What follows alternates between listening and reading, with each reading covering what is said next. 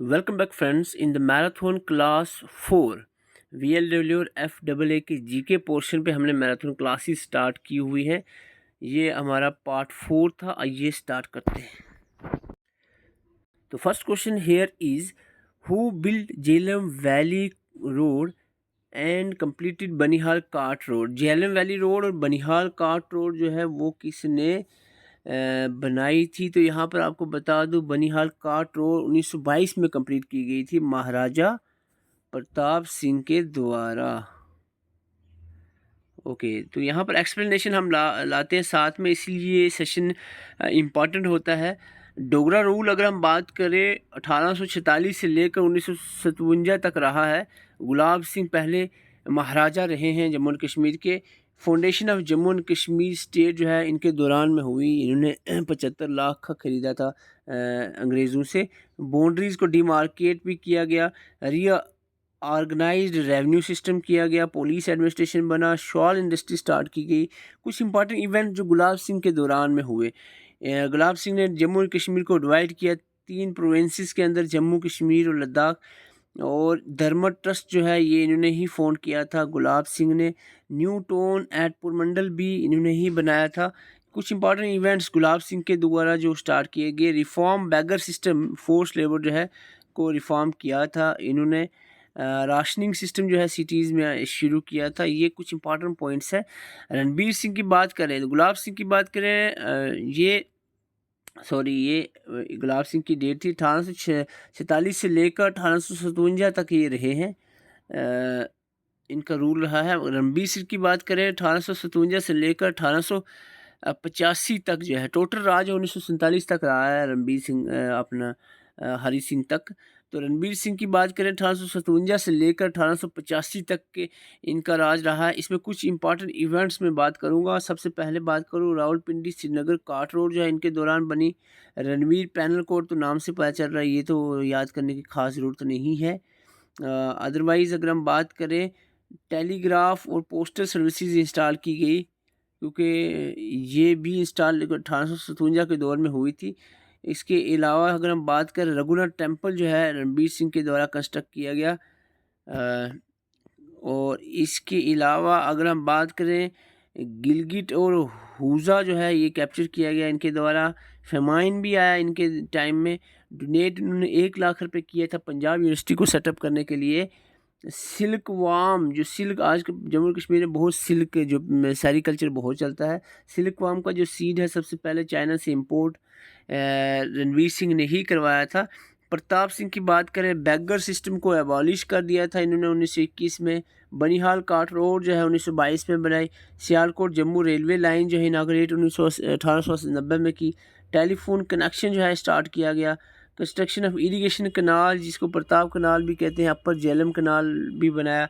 मोहरा hydro electric project सबसे पहला Jammu and Kashmir का जो इलेक्ट्रिक प्रोजेक्ट है वो मोहरा है, और ये 1907 में प्रताप सिंह के द्वारा ही स्टार्ट किया गया। इसके अलावा न्यू फ्लड कंट्रोल स्कीम्स इन्होंने लॉन्च की।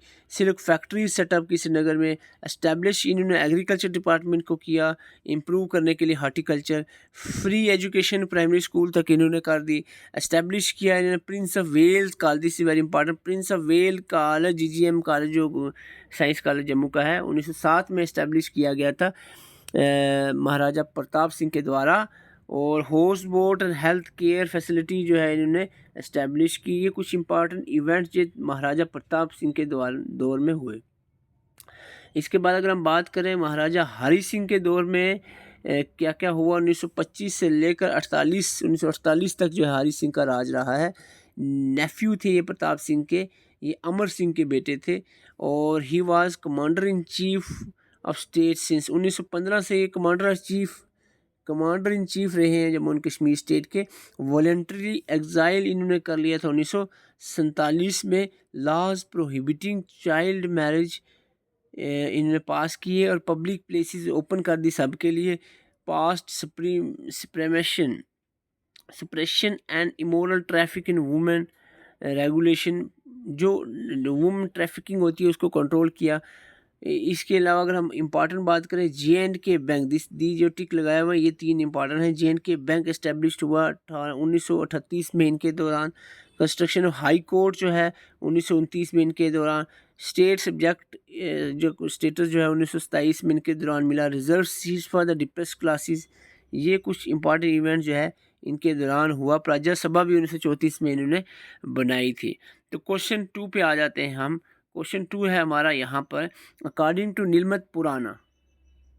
तो आई होप जो है पहले क्वेश्चन में आपने डोगरा रोल के बारे में थोड़ा सा रिवाइज कर लिया होगा। एटलीस्ट डोगरा रोल को हमने 4-5 मिनट के अंदर कवर कर दिया। अकॉर्डिंग टू नीलमत पुराना, कश्मीर वैली जो थी ओरिजिनली एक लेक हुआ करती थी। उस लेक का नाम था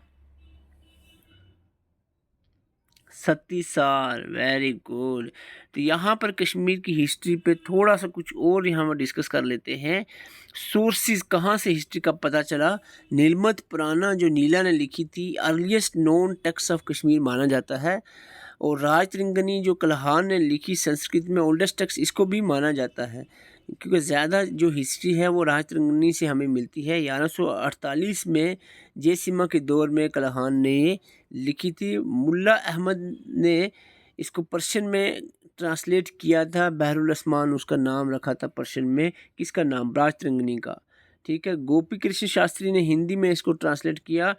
थारूर आचार्य चाँद शाह ने उर्दू में ट्रांसलेट किया था। और ए स्टेन जो थे उन्होंने इंग्लिश में ट्रांसलेट किया था राजतरंगिणी को। ये चीज़ें याद रखनी है। वैली ऑफ कश्मीर जो है ये बुक वेल्टर लॉरेंस ने लिखी थी। तारीख़ कश्मीर मलिक हैदर और किताबुल हिंद है अल बरूनी ने ये लिखी थी। ओके, आगे बढ़ते हैं। अगर हम ओरिजिन की बात करें, ओरिजिन जो अभी हम क्वेश्चन में देख रहे थे, ओरिजिन की बात करें, एक ह्यूज लेक हुआ करती थी जिसका नाम सतीसार था। ये एक बाबा थे, सेंट थे, जिनका नाम कश्यप था। ये उनके दौर की बात है। वैली को कश्याम मार कहा गया, बाद में कश्यपपुरा कहा गया। ठीक है। कश्मीर को संस्कृत में काश्मीरा कहा जाता है। काश्मीरा कहा जाता है। और काश्मीरा का मतलब होता है का मिस वाटर और शमीरा मिस ड्राई अप। और ग्रीक में इसको कश्मीरिया कहते हैं। और चाइनीज ने इसको, जब हंग संग आया था तो उसने इसको कश्मीलो कहा था। ये कुछ इंपॉर्टेंट क्वेश्चन है, ये एग्ज़ाम में देखने को बहुत बार मिलते हैं, ये याद रखना है। तो क्वेश्चन नंबर 3 पे आ जाते हैं। The greatest historian Kalhana completed Rajatarangini during the reign of. अभी मैंने बता दिया है, कल्हान ने राजतरंगिणी जो कंप्लीट की थी ये जयसिम्हा के दौर में की थी 1148 में। तो इन क्वेश्चन नंबर 4 क्या यहाँ पर कहा जा रहा है? क्वेश्चन नंबर 4 में, in the context of the Rowlatt act which of the following is not correct. तो रॉलाट एक्ट को ही थोड़ा सा समझ लेते हैं एक मिनट लगाकर। हैबस कार्पस वॉज सस्पेंडेड, ये तो ठीक है, हैबस कार्पस सस्पेंड किया गया था इस दौरान। नॉट करेक्ट बोला जा रहा है, ये तो करेक्ट है। सत्याग्रह Sinha resign from the viceroy executive council, ये भी कुछ हद तक शायद सही है। गांधी जी रिटर्न द केसरी हिंद, ये तो सही है। It was enacted on the recommendation of sedition committee, तो ये दो तो ऑप्शन क्लियर लग रहे हैं कि सही है। ठीक है। बाकी दो में कन्फ्यूज़न है, दोनों में से कोई एक आंसर हो सकता है। तो इसको समझने के लिए, इस क्वेश्चन को समझने के लिए हम थोड़ा सा रॉलाट एक्ट को देख लेते हैं। रॉलाट एक्ट 1919 में पास हुआ। इसका जो असली नाम था वो था anarchical and revolutionary crime act 1990। Okay, ये क्लियर है। This act was passed based on the sedition committee, तो ये क्वेश्चन ऊपर वाला हमारा क्लियर हो गया कि सेडिशन कमेटी के रिकमेंडेशन पे ही ये पास हुआ था। तो ऑप्शन 2 वहाँ पर गलत था। Appointed under the leadership of Sidney Rowlatt, Sidney Rowlatt की लीडरशिप में ये अपॉइंट की गई कमीशन, और ये कमेटी अपॉइंट की गई और ये रिलार्ड एक्ट पास हुआ। ठीक है। रिकमेंडेशन क्या थी इस कमेटी की? Political activist to be imprison for 2 years without trial. ठीक है। जितने भी पॉलिटिकल लीडर्स हैं उनको 2 साल की जेल बिना ट्रायल के दी जाएगी, पहला पॉइंट। दूसरा कहा कि हैबस कार्पस जो है उसको एबॉलिश किया जाएगा।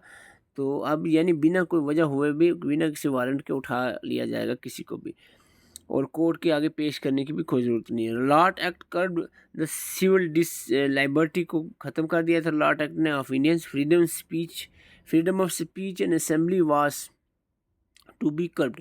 स्पीच और फ्रीडम ऑफ स्पीच और फ्रीडम ऑफ असेंबली भी ख़त्म कर दी गई थी इसके द्वारा। एक्शंस अगेंस्ट लॉट एक्ट के अगेंस्ट क्या क्या एक्शन हुए वो बहुत ज़रूरी है समझना। सबसे पहली बात है कि non cooperation nationalist try to condemn in their ways such as resignation start होगी, रिटर्निंग ऑफ टाइटल स्टार्ट हो गए, आवाज़ टाइटल वगैरह को वापस करना शुरू कर दिया। जो भी इंडियंस थे नॉन कॉपरेशनिस्ट नेशनलिस्ट थे तो इन्होंने, जैसे कि अगर हम बात करें शंकर नायर व नॉट सत्यग्रह सिन्हा, क्वेश्चन में आपने देखा सत्यग्रह सिन्हा ने रिज़ाइन किया था, एग्जीक्यूटिव काउंसिल थे। एक्चुअली शंकरन नायर ने जो है वो एग्जीक्यूटिव काउंसिल से रिज़ाइन किया था। मैनी लेजिस्लेटर्स जो थे जैसे कि M.A. Jinnah resign as a member, legislative council के मेंबर थे M.A. जिन्ना, इन्होंने रिज़ाइन किया। गांधी जी ने रिटर्न किया केसरे हिंद टाइटल, जो केसरे हिंद टाइटल गांधी जी को मिला था इसको रिटर्न कर दिया था इस लॉट एक्ट की वजह से। ठीक है, तो आगे बढ़ते question number 5। Which mountain range separates the Indo Gangetic plain from the Deccan plateau? Indo Gangetic plain को डेक्कन प्लेट्यू से कौन सी माउंटेन सेपरेट करती है? देखो जल्दी से बताएं। देखो सहादरी तो ये हिमालय है भी, ये कहाँ आ जाएगा? अरावली राजस्थान के एरिया में, ये भी नहीं। विंध्या और सतपुरा के बीच में ही आता है, तो it is Satpura which separate the Gangetic plain and Deccan plateau. थोड़ा सा अरावलीज को देख लेते हैं। अरावलीज क्या है? अरावलीज जो है these are the north western mountain ranges that run through the states of Delhi, Haryana और राजस्थान, गुजरात। खास करके राजस्थान में इसका मेन पोर्शन पाया जाता है अरावली हिल्स का। ओल्डेस्ट फोल्ड माउंटेन इनको माना जाता है, oldest fold mountain. Guru Shikhar जो है इसकी हाईएस्ट पीक है अरावलीज की। अगर हम बात करें वेस्टर्न घाट्स की, तो वेस्टर्न घाट्स को शहादरी जो है वेस्टर्न घाट्स को कहते हैं, मैं कंफ्यूज हो गया था। Sahyadri is also called western Ghats. Highest peak of western Ghat जो है अनाईमुद्दी पीक है, ये भी आपने याद रखना है। सतपुरा की बात करें तो सतपुरा जो है, सतपुरा और विंध्या ये दोनों माउंटेन रेंजेस जो हैं ये central western parts of India में पाए जाते हैं। These are the block mountains, ये ब्लॉक माउंटेन की फॉर्म टाइप्स हैं।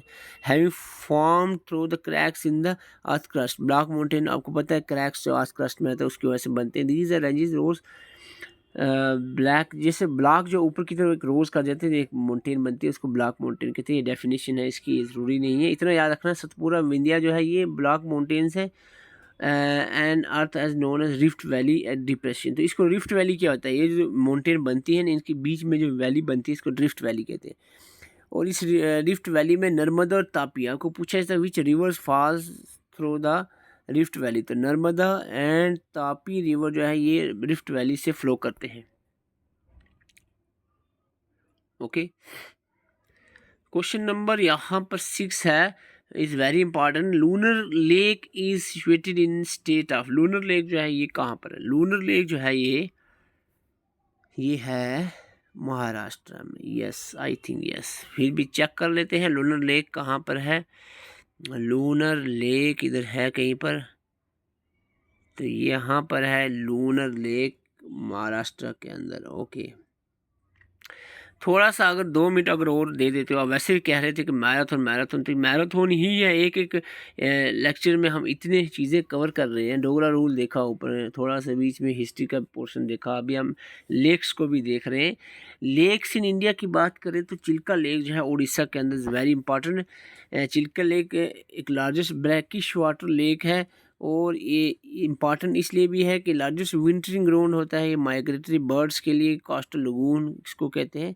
1981 में वेरी इंपॉर्टेंट, ये पहली ऐसी लेक है जिसको इंडिया की फर्स्ट वेटलैंड लेक, क्या हम कह सकते हैं, इंडिया की सबसे पहली रामसर साइट जो है वेटलैंड जो है वो चिल्का लेक ही है। 1981 में इसको ये टाइटल मिला। दूसरी अगर हम बात करें वुलर लेक जम्मू कश्मीर की है और ये लार्जेस्ट फ्रेश वाटर लेक है इंडिया की, लार्जेस्ट फ्रेश वाटर लेक। और टेक्टोनिक एक्टिविटीज़ की वजह से वुलर लेक बनी है। It is fed by Jhelum river, इसमें गिरता है, इसी का पानी इसमें ज़्यादा रहता है। और तुलबुल प्रोजेक्ट जो है इस पर बना हुआ है, इस लेक पे, वुलर लेक पे। और वैम्बन लेक की बात करें तो वैम्बन लेक केरला के अंदर है। Longest, it's not largest, it's longest, सबसे लंबी लेक जो लगभग 2033 स्क्वायर किलोमीटर फैली हुई ये वैम्बन लेक है। Loktak is very important, Manipur के अंदर है, पूछा जा सकता है लोकतक कहाँ है, क्योंकि लोकतक की खास बात यह है कि लोकतक लेक के ऊपर केवल लमजाऊ नेशनल पार्क जो है ये बनी हुई, ओनली फ्लोटिंग नेशनल पार्क जो है ये लोकतक लेक के ऊपर बनी हुई है मणिपुर में। दिस इज़ आल्सो इम्पॉर्टेंट कि केवल Lamjao only floating national park कहाँ पर है, लोकतक लेक में है, मणिपुर में। सांबर लेक की बात करें राजस्थान के अंदर है, India's largest inland salt water lake की अगर बात करें, inland salt water lake Sambhar है, और महाभारत में मेंशन किया गया है इसको as a part of demon king Vrishaparva. तो पुलिकट आंध्र प्रदेश में है, कोलूरू आंध्र प्रदेश में, इन दोनों का इतना याद रखा, पुलिकट और कोलूरू कहाँ पर है, आंध्र प्रदेश में। गोविंद बल्लभ पंत सागर जो है यूपी में है, largest artificial lake of India है, this is also important. Govind Ballabh Pant Sagar UP में एक लेक है जिसको largest artificial lake of India भी कहा जाता है। रिहांद डैम रिजर्वर भी इस पे बना हुआ है। लूनर लेक महाराष्ट्र में है, मेटियोर्स इम्पैक्ट की वजह से बनी है, अभी क्वेश्चन में देखा हमने। पुष्कर लेक भी राजस्थान के अंदर है। सस्ता मुकोटा और अस्तमलाई जो है एंड परियार, ये तीनों केरला के अंदर है। कौन सी? सस्ता मुकोटा, अस्तमलाई एंड पेरियार, ये लेक्स तीनों केरला के अंदर हैं। This is also important, Kerala की लेक है, आपको पूछा जाता है पेरियार लेक कहाँ पर है, केरला में है। उसके बाद संगू लेक सिक्किम के अंदर है, संगू लेक सिक्किम के अंदर है। सलीम अली लेक जो महाराष्ट्र के अंदर है। भोजतर लेक जो है मध्य प्रदेश में है, एक आर्टिफिशियल लेक। हुसैन सागर तेलंगाना में है। Roopkund famous for human skeleton lake इसको कहा जाता है, रूपकुंड स्केल्टन लेक, ये इंपॉर्टेंट हो सकती है, स्केल्टन लेक रूपकुंड को कहा जाता है। तो इतना ही काफ़ी है लेक्स का related. I hope you got something about the lakes. तो इंडिया की लेक्स को, रिवर्स और लेक्स सीधा सीधा सिलेबस में मेंशन है, चाहे VLW हो या FW, दोनों के सिलेबस में क्लियरली मेंशन है। The present fort of Hari पर्वत वॉज बिल्ट बाई, जो आज का हरि पर्वत फोर्ट है वो किसने बनाया है? तो जो प्रेजेंट फोर्ट है ये बनाया गया है अता मोहम्मद खान के द्वारा ये बनाया गया। तो हरि पर्वत के बारे में थोड़ी सी बातें देख लेते हैं। सबसे पहले कि इसे कोहे मरान कहते हैं। लोकेशन इसकी श्रीनगर है, डल लेक के नज़दीक, ज़बरवन माउंटेन रेंजेस के ऊपर। और अता मोहम्मद खान ने इसको बिल्ड किया था, एक अफ़गान गवर्नर थे 1808 में। शुजा शाह दुरानी भी यहाँ पर जिक्र किया गया इनका नाम। अगर हम बात करें फर्स्ट फोर्टिफिकेशन जो इसकी की गई थी साइट की, वह constructed by the Mughal imperial Akbar के द्वारा इसको फोर्टिफाइड किया गया था। और एक नया कैपिटल इसका बनाया गया था जिसका नाम नगर नगौर रखा गया था। ये 1590 में कैपिटल बना था, नगर। इसके बाद मखदूम साहब, 3 श्राइन्स यहाँ पर पाई जाती है। मखदूम साहब की श्राइन है, हज़रत सुल्तान यहाँ पर रहते थे। शरीका टेम्पल और चट्टी पतशाही गुरुद्वारा, यहाँ पर ये 3 श्राइन हैं। यूनिटी का एक मिसाल है यहाँ पर हरि पर्वत फोर्ट के ऊपर। मखदूम साहब, शरीका टेम्पल और छत्ती पतशाही गुरुद्वारा, ये तीनों श्राइन्स जो हैं ये हरि पर्वत पे हैं। This is important related to Hari Parbat fort. Which section of J&K reorganisation act deals with the formation of UT of Jammu Kashmir with legislature. Jammu Kashmir की यूटी जो है वो लेजिस्लेचर के साथ है, या ये जो रिएक्शन एक्ट की सेक्शन नंबर 4 कह रही है। 3 जो है ना, 3 जो है वो यूटी ऑफ लद्दाख से डील करती है, और 4 जो है वो यूटी ऑफ J&K से डील करती है। Question number 9, the first women president of Indian national Congress. Indian national Congress की पहली वुमेन प्रेसिडेंट जो थी वो थी सरोजिनी नायडू। ठीक है, सरोजिनी नायडू। थोड़ा सा इंडियन नेशनल कांग्रेस के जो सेशंस हुए हैं उन पर नज़र डाल देते हैं। 1985 में सबसे पहला सेशन हुआ बॉम्बे में, और WC बैनर्जी, उमेश चंद्र बैनर्जी सबसे पहले प्रेसिडेंट बने हैं इंडियन नेशनल कांग्रेस के। और इस सेशन में सिर्फ 72 डेलीगेट्स ही थे। और दूसरा सेशन 86 में कलकत्ता में हुआ, दादा भाई नेहरू जी इसके प्रेसिडेंट बने और 436 डेलीगेट इसमें रहे। मद्रास का जो सेक्शन हुआ 1887 में, बदरुद्दीन तैयबी फर्स्ट मुस्लिम प्रेसिडेंट बने हैं इंडियन नेशनल कांग्रेस के। और 1899 में इलाहाबाद में हुआ है। जॉर्ज व्यूल पहले इंडियन नेशनल कांग्रेस के पहले और आखिरी जो अंग्रेज़ प्रेसिडेंट बने हैं वो जॉर्ज व्यूल थे, और ये 1899 में बने हैं प्रेसिडेंट। इसके बाद 1907 में सूरत में जब सेशन होता है, सॉरी इस क्वेश्चन का कंफ्यूज, ये जो साइजी नेडी है प्योरली इंडियन बेस्ड अगर क्वेश्चन में हो प्रेसिडेंट, तो अदरवाइज इसका आंसर रहेगा एनी बेसेंट। ठीक है, एनी बेसेंट फर्स्ट प्रेसिडेंट बने हैं, यहाँ पर से क्लियर हो जाएगा आपको, ये देख सकते हो। 7 में सूरत में रास बिहारी घोष जो है, सूरत स्प्लिट इसी वजह से हुआ था, प्रेसिडेंटशिप की वजह से। सूरत में जो है रास बिहारी घोष को जो है प्रेसिडेंट बनाया गया था इंडियन नेशनल कांग्रेस का। 1917 में कलकत्ता में जो है सेशन हुआ और एनी बेसेंट को बनाया गया फर्स्ट वुमेन प्रेसिडेंट। 24 में बेलगांव में महात्मा गांधी जी एक ही बार इंडियन नेशनल कांग्रेस के प्रेसिडेंट बने हैं, वो 1924 में बने थे। 1925 की बात करें, कानपुर में सेशन हुआ। सरोजिनी नायडू जो है first Indian women president, Indian based जो वुमेन प्रेसिडेंट है पहली, वो सरोजिनी नायडू ही बनी, क्योंकि जो एनी बेसेंट थी इंडियन ओरिजिन नहीं थे। 1929 में Lahore is very important session Lahore का 1929 का, जवाहरलाल नेहरू जी इसके प्रेसिडेंट पहली बार बने थे। 1938 में हरिपुर के सेशन में सुभाष चंद्र बोस जो है ये प्रेसिडेंट बने थे इंडियन नेशनल कांग्रेस के। और एट लॉ जो है 1947 का जो मीरठ सेशन हुआ उसमें कृपलानी जो है वो प्रेसिडेंट बने थे। तो ये सेशंस इंपॉर्टेंट हैं जो आपको पूछे जा सकते हैं, तो ये आपको याद रखने हैं। इसके अलावा एक दो सेशन जैसे कि 1920 का जो नॉन कॉर्पोरेशन नागपुर का सेशन हुआ नॉन कॉर्पोरेशन का, उसमें कौन थे प्रेसिडेंट। 1942 का जो क्विट इंडिया मूवमेंट के पास होने का जो सेशन था उसके दौरान, दो मैं आप पे छोड़ता हूँ, ये ज़रूर सेशंस को सर्च करें। क्वेश्चन 10 है यहाँ पर, who among the following founded the Arya Samaj. Arya समाज के फाउंडर कौन थे। आर्य समाज के फाउंडर थे, जल्दी से बताएं, आर्य समाज के founder I think Dayanand Saraswati. तो यहाँ पर फिर कन्फ्यूज़न ना हो जाए तो मैं देख लेता हूँ, आर्य समाज के दयानंद सरस्वती, ठीक है। आर्य समाज के फाउंडर दयानंद सरस्वती थे। जो ब्रह्मो समाज के फाउंडर थे वो राजमोहन राय थे। स्वामी विवेकानंद जो थे रामकृष्ण मिशन के फाउंडर थे। थोड़ा सा इस पे नज़र लगाते हैं, ये मॉडर्न हिस्ट्री का ही पार्ट है, सोशल एंड कल्चरल अपराइजिंग। ब्रह्मो समाज के जो फाउंडर रहे हैं ये राजा राम मोहन राय ब्रह्मो समाज के फाउंडर थे। कलकत्ता में 1930 में ब्रह्मो समाज बना। आती है थोड़ा सा इंपॉर्टेंट पॉइंट्स ही मैं डिस्कस करूँगा जल्दी में।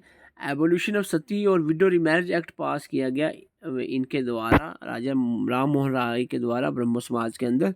और वेदांता कॉलेज जो है इस्टेब्लिश हुआ था इस दौरान। फादर ऑफ नेशनलिज्म का टाइटल जो है राजा राम मोहन राय को मिला था। फादर ऑफ इंडियन रेसिनेंस भी इनको कहा जाता है। After his death Debendranath Tagore जो हैं ये इन्होंने संभाला था ब्रह्मो समाज की लीडरशिप को। तो ये ब्रह्मो समाज के बारे में कुछ इंपॉर्टेंट पॉइंट्स याद रखना है। आर्य समाज की बात करें, स्वामी दयानंद सरस्वती जो थे इसके फाउंडर थे आर्य समाज के। 1875 में बॉम्बे में ये बने ये समाज। वेरी इंपॉर्टेंट स्लोगन इसका याद रखना, आर्य समाज का स्लोगन था go back to Vedas. Go back to Vedas किसने कहा था, दयानंद सरस्वती ने आर्य समाज में कहा था। दयानंद सरस्वती का ये स्लोगन याद रखना, गो बैक टू वेदास और इंडिया फॉर इंडियंस, ओके। और इन्होंने अपोज किया था दयानंद सरस्वती को, अनटचेबिलिटी को अपोज किया, कास्ट डिस्क्रिमिनेशन को कहा नहीं होना चाहिए, चाइल्ड मैरिज नहीं होनी चाहिए, लेकिन विडो रीमैरिज जो है इसको सपोर्ट किया था दयानंद सरस्वती ने, ठीक है। आई होप जो है ब्रह्मो समाज और आर्य समाज में क्या क्या पॉइंट्स हैं आपको क्लियर हुए होंगे, नहीं तो एक बार से रिवाइज करेंगे इसको तो हो जाएगा। रामकृष्ण मिशन में एक दो इंपॉर्टेंट पॉइंट्स हैं। सबसे पहली बात कि स्वामी विवेकानंद इसके फाउंडर रहे हैं, और दूसरी इंपॉर्टेंट बात कि इन्होंने स्वामी विवेकानंद ने अटेंड किया था parliament of religion eight Chicago. ये भी इम्पॉर्टेंट है, लगभग 1897 के दौर में ही ये अटैम्प्ट हुआ था, 97 या 98 के दौर में। पब्लिश 2 न्यूज़पेपर, प्रदाना प्रथा और उद्बाना वीकली, ये इतना ज़्यादा इंपॉर्टेंट नहीं है, लेकिन parliament of religion eight Chicago important है जो स्वामी विवेकानंद ने अटेंड की थी। प्रथाना समाज की बात करें, आत्माराम पांडुरंगे इसके फाउंडर थे प्रथाना समाज के। और इस समाज का ये एम था कि believe in one God, worship only one God. प्रधाना सभा भी बनाएगी जो एम जी रनाडा के द्वारा। तो ये प्रधाना समाज के बारे में हालांकि क्वेश्चन जो है नीचे जो ये सोसाइटीज़ हैं इनके बारे में पूछा जाता है, जैसे कि धर्मा समाज राधाकांत देव ने शुरू की थी, ऑर्थोडॉक्स हिंदूज थे ये। और ख़ास बात यह है कि काउंटर टू ब्रह्मो समाज के काउंटर में थे, प्रमोट कर रहे थे वेस्टर्न एजुकेशन को, इवन टू गर्ल्स, अपोज कर रहे थे एवोल्यूशन ऑफ सती। जो ब्रह्मो समाज में कहा गया था राज राम मोहन के द्वारा, और उसको अपोज कर रहे थे धर्मा समाज में राधाकांत देव। वेदा समाज जो है ये श्रद्धाली नायडू इसके फाउंडर थे, इसको ब्रह्म समाज और सोच कहा जाता है। यंग बंगाल मूवमेंट, यहाँ से क्वेश्चन पूछे जाते हैं। Young Bengal movement Henry Louis Vivian इसके फाउंडर थे। इंडियन नेशनल सोशल कॉन्फ्रेंस के फाउंडर एम जी रनाडे और रघुनाथ राव थे। थियोसॉफिकल सोसाइटी के ये क्वेश्चन इंपॉर्टेंट है, मैडम एच पी ब्लॉट्सकाई और एच एस ऑलकॉट जो थे इसके फाउंडर थे। दोनों यंग बंगाल मूवमेंट और थियोसॉफिकल सोसाइटी, ये बहुत कान खोल के सुन रहे हैं, दो क्वेश्चन है। क्वेश्चन सीधा इसके फाउंडर पूछा जाता है, ठीक है। और हरिजन पे भी पूछा जाता है। हरिजन जो है गांधी जी ने स्टार्ट किया था समाज, और न्यूज़पेपर भी हरिजन स्टार्ट हुआ था। सत्य शोधक समाज जो है ज्योति फूले ने स्टार्ट किया, ये भी क्वेश्चन रिसेंटली पूछा गया है। तो ये इम्पॉर्टेंट चीज़ें थी जो आपसे हमने डिस्कस की। So this is all about. अगर आपको ये सभी नोट्स चाहिए, जितने भी जनरल अवेयरनेस कंप्यूटर वगैरह नोट्स चाहिए, व्हाट्सएप नंबर आपके सामने, इस पर कंटेक्ट कर सकते हैं, आपको नोट्स अवेलेबल करवा दिए जाएंगे, साथ में वीडियो लेक्चर्स भी मिल जाएंगे। अगर आप हमारी ऐप पे विजिट करना चाहते हो तो लिंक उसका कमेंट बॉक्स में दिया हुआ है, तो वहाँ से आप ऐप पे भी विजिट कर सकते हैं। चैनल पर नए, चैनल को सब्सक्राइब करें। Thank you for watching.